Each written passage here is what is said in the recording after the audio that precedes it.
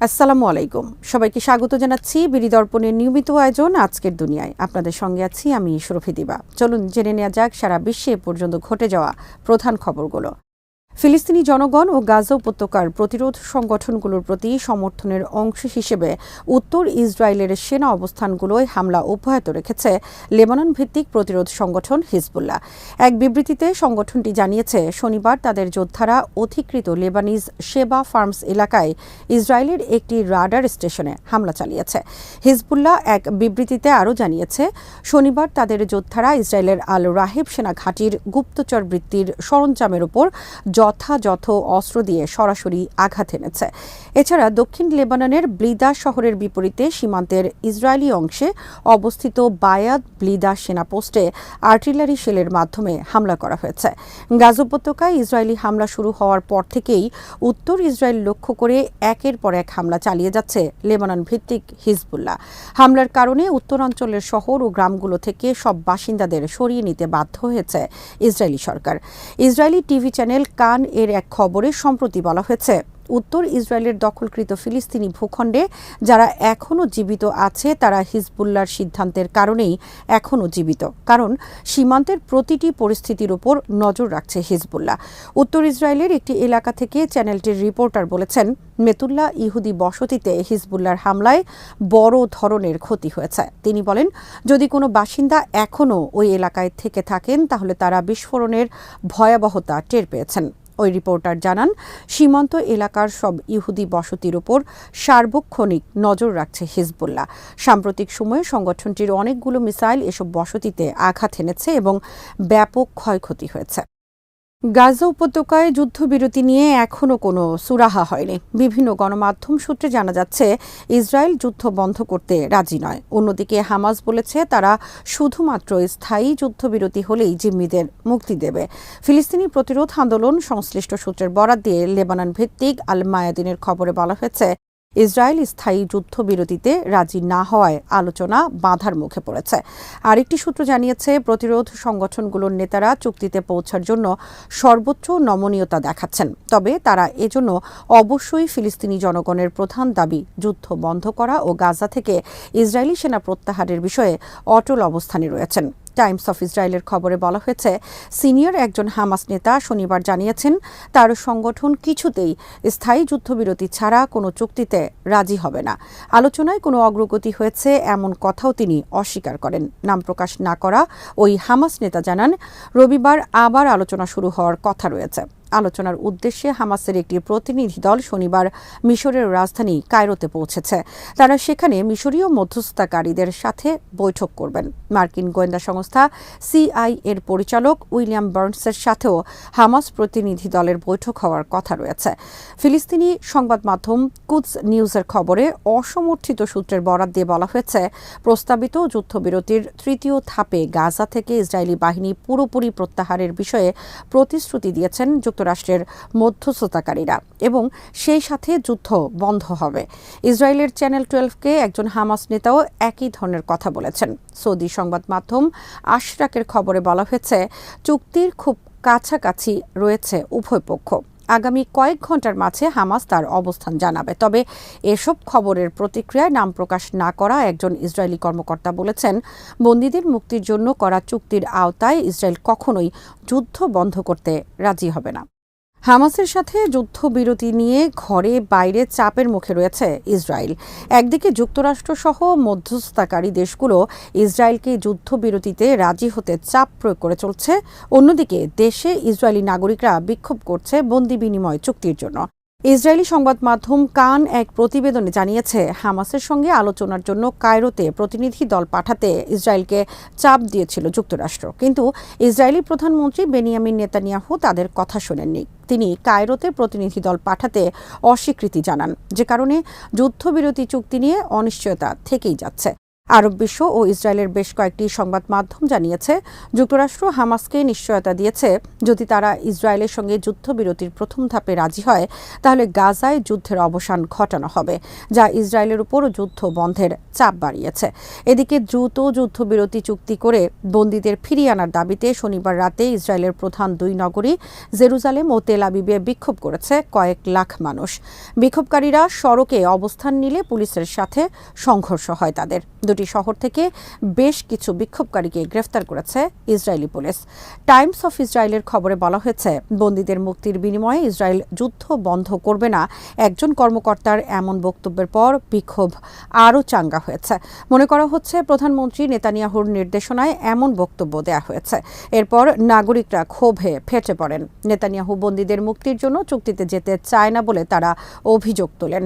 Hostess and missing family ফোরামের সংগঠক Tom বার্কাই সংবাদ মাধ্যমকে বলেন, আমরা থামব না যতক্ষণ পর্যন্ত বন্দীরা না ফিরবে, আমাদের থামানো যাবে না। এখনই সময়, দিন গোনা বাদ দিয়ে তাদের ফিরিয়ে আনতে হবে। জেরুজালেমের প্যারিস স্কোয়ারে জমা হয়েছেন বিক্ষোভকারীরা। তাদের হাতে যুদ্ধ বন্ধ করা এবং হামাসের সাথে চুক্তি করে বন্দীদের ফিরিয়ে আনার দাবি সম্বলিত ব্যানার ফেস্টুন ছিল। এক পর্যায়ে বিভক্ত হয়ে তারা শহরের বিভিন্ন পয়েন্টে বিক্ষোভ করে। প্যারিস স্কোয়ারে পুলিশের সাথে সংঘর্ষ হয়েছে কয়েকজন বিক্ষোভকারীর। একটি ভিডিওতে দেখা গেছে এক বিক্ষোভকারীকে মাটিতে চেপে ধরেছে পুলিশ। তাকে ছাড়িয়ে আনতে গেলে আরও কয়েকজন বিক্ষোভকারীর সাথে পুলিশের হাতাহাতি হয়। হামলা ও গ্রেফতার অভিযানের মধ্যেও যুক্তরাষ্ট্রের বিভিন্ন বিশ্ববিদ্যালয়ে গাজা ইসরায়েলি আগ্রাসনের বিরুদ্ধে বিক্ষোভ অব্যাহত রয়েছে। সিএনএন জানিয়েছে, ইউনিভার্সিটি অফ ভার্জিনিয়ার ক্যাম্পাস থেকে শনিবারও 25 জনকে আটক করেছে পুলিশ। এদিন পুলিশ সদস্যরা ক্যাম্পাসে বিক্ষোভকারীদের তাঁবুগুলো ভেঙে ফেলে। বিশ্ববিদ্যালয় কর্তৃপক্ষ এক বিবৃতিতে বলেছে, বিভিন্ন ক্যাম্পাসে নিয়ম ভঙ্গ ও সহিংসতার খবরে ইউনিভার্সিটি অফ ভার্জিনিয়া ক্যাম্পাসে বিক্ষোভ থামাতে ব্যবস্থা নিয়েছে প্রশাসন। ক্যাম্পাসে বিক্ষোভকারীরা কোনো সহিংসতা বা আক্রমণাত্মক কর্মকাণ্ড করেছে কিনা সিএনএনের এমন প্রশ্নের জবাবে প্রকাশিত বিবৃতির উদ্ধৃতি দিয়ে বিশ্ববিদ্যালয়ের মুখপাত্র বলেন, আন্দোলন, স্লোগান ও আক্রমণাত্মক অঙ্গভঙ্গি দেখা গেছে। একই দিন শিকাগোর আর্ট ইনস্টিটিউটের বাইরে বিক্ষোভ থেকে অন্তত 50 জনকে আটক করেছে যুক্তরাষ্ট্রের পুলিশ। কলেজের এক মুখপাত্র জানিয়েছেন, বিক্ষোভকারীরা স্থানীয় মিউজিয়ামের সামনে বিক্ষোভ করছিল। তারা পুলিশের ব্যারিকেড ভেঙে মিউজিয়ামের গেট অবরোধ করেন। দীর্ঘক্ষণ আলোচনার পরও বিক্ষোভকারীরা ওই জায়গা থেকে সরতে না চাইলে পুলিশ গ্রেফতার অভিযান শুরু করে। শনিবার যুক্তরাষ্ট্রের আরও কয়েকটি বিশ্ববিদ্যালয়ে বিক্ষোভকারীদের ওপর পুলিশ ধরপাকড় চালিয়েছে। ইউনিভার্সিটি অফ মিশিগানের ক্যাম্পাস থেকে বিক্ষোভকারীদের বের করে দিয়েছে পুলিশ। এদিন কড়া নিরাপত্তার মধ্যে বিভিন্ন বিশ্ববিদ্যালয় ক্যাম্পাসে গ্রাজুয়েশন কোর্সের শিক্ষা কার্যক্রম শুরু হয়েছে। এই উপলক্ষে ইউনিভার্সিটি অফ সাউদার্ন ক্যালিফোর্নিয়ার ক্যাম্পাসে লস অ্যাঞ্জেলসে পুলিশের একটি টিম মোতায়েন করা হয়েছে বলে জানিয়েছে সিএনএন।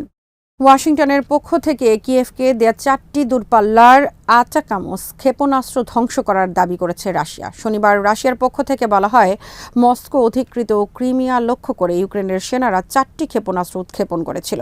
রুশ প্রতিরক্ষা মন্ত্রণালয়ের দাবি, রাতের বেলা উৎক্ষেপণ করা ওই 4টি ক্ষেপণাস্ত্রই ধ্বংস করা হয়েছে। গত এপ্রিলে যুক্তরাষ্ট্রের পক্ষ থেকে ইউক্রেনকে আটাকামস ক্ষেপণাস্ত্র সরবরাহ করার কথা জানানো হয়। ইউক্রেনের পক্ষ থেকে যুক্তরাষ্ট্রের কাছে দূরপাল্লার ক্ষেপণাস্ত্র পাঠানোর অনুরোধ করার পর এই ক্ষেপণাস্ত্র দেয়া হয়েছিল। গত অক্টোবরে ইউক্রেনের পক্ষ থেকে প্রথমবারের মতো যুক্তরাষ্ট্রের তৈরি আটাকামস ক্ষেপণাস্ত্র ব্যবহার করা হয়। তবে গত মাসে যে ক্ষেপণাস্ত্রগুলো সরবরাহ করা হয়েছে সেগুলো 300 কিলোমিটার দূরের লক্ষ্যবস্তুতে আঘাত হানতে সক্ষম।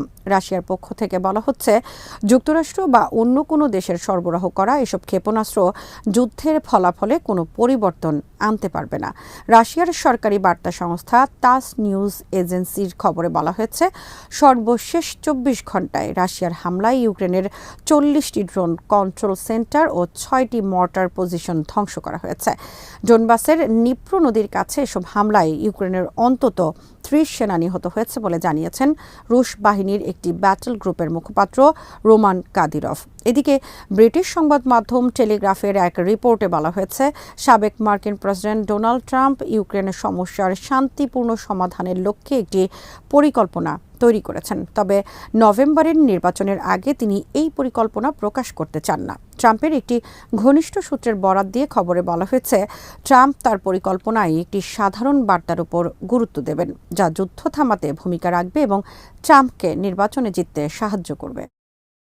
ব্রিটেনের রাজধানী লন্ডনের মেয়র পদে টানা তৃতীয়বারের মতো জিতে রেকর্ড গড়লেন ৫৩ বছর বয়সী সাদিক খান। তিনি প্রথম নেতা যিনি টানা ৩ বার এই পদে জয়ী হলেন। বৃহস্পতিবার অনুষ্ঠিত লন্ডন সিটি নির্বাচনে কনজারভেটিভ পার্টির প্রার্থী সোসান হলকে হারিয়েছেন ক্ষমতাসীন লেবার পার্টির প্রার্থী সাদিক খান। শনিবার প্রকাশিত ফলাফলে দেখা গেছে, মেয়র সাদিক খান ২,৭৬,০০০-এর বেশি ভোটের ব্যবধানে হারিয়েছেন তার প্রতিদ্বন্দ্বী সোসান হলকে। পাকিস্তানি বংশোদ্ভূত সাদিক খানের এই জয়ের মধ্য দিয়ে লেবার পার্টি আরও শক্ত অবস্থানে চলে গেল। লেবার পার্টির পক্ষ থেকে আগেই বলা হয়, সাদিক খানের জয়ের ব্যাপারে দল আত্মবিশ্বাসী। এই ফলাফল আগামী জাতীয় নির্বাচনে দলটির পক্ষে ভূমিকা রাখবে বলে মনে করা হচ্ছে। লন্ডনের মেয়র হিসেবে সাদিক খানের যাত্রা শুরু হয়েছিল ২০১৬ সালে। তখন থেকেই পদটি ধরে রেখেছেন তিনি। ১৯৬৮ সালে সাদিক খানের মা-বাবা পাকিস্তান থেকে অভিবাসী হিসেবে পাড়ি জমান ব্রিটেনে। এর ২ বছর পর লন্ডনে জন্ম তার। বাবা আমানুল্লাহ ছিলেন বাস চালক, মা শেহরুন দর্জির কাজ করতেন। ৭ ভাই ও ১ বোনের মধ্যে সাদিক পঞ্চম। ইউনিভার্সিটি অফ নর্থ লন্ডন থেকে আইন বিষয়ে পড়াশোনা শেষে মানবাধিকার বিষয়ক আইনজীবী হিসেবে কর্মজীবন শুরু করেন সাদিক খান। ১৯৯৪ সালে মাত্র ২৪ বছর বয়সে লেবার পার্টির হয়ে লন্ডনের কাউন্সিলর নির্বাচিত হন তিনি। ২০০৫ সালের জাতীয় নির্বাচনে দক্ষিণ লন্ডনের টুটিং আসন থেকে পার্লামেন্ট সদস্য নির্বাচিত হন। গর্ডন ব্রাউনের প্রশাসনের কিছুদিন মন্ত্রীর দায়িত্ব পালন করেছেন। পরে এমপি পদ ছেড়ে ২০১৬ সালে লন্ডনের মেয়র পদে প্রার্থী হন এই নেতা। আজ এখানেই শেষ করছি। সবাই ভালো থাকুন, সুস্থ থাকুন আর দেখতে থাকুন বিডি দর্পণ। চ্যানেলটি ভালো লাগলে সাবস্ক্রাইব করুন। সংযুক্ত থাকুন আমাদের ফেসবুক পেজে। আল্লাহ হাফেজ।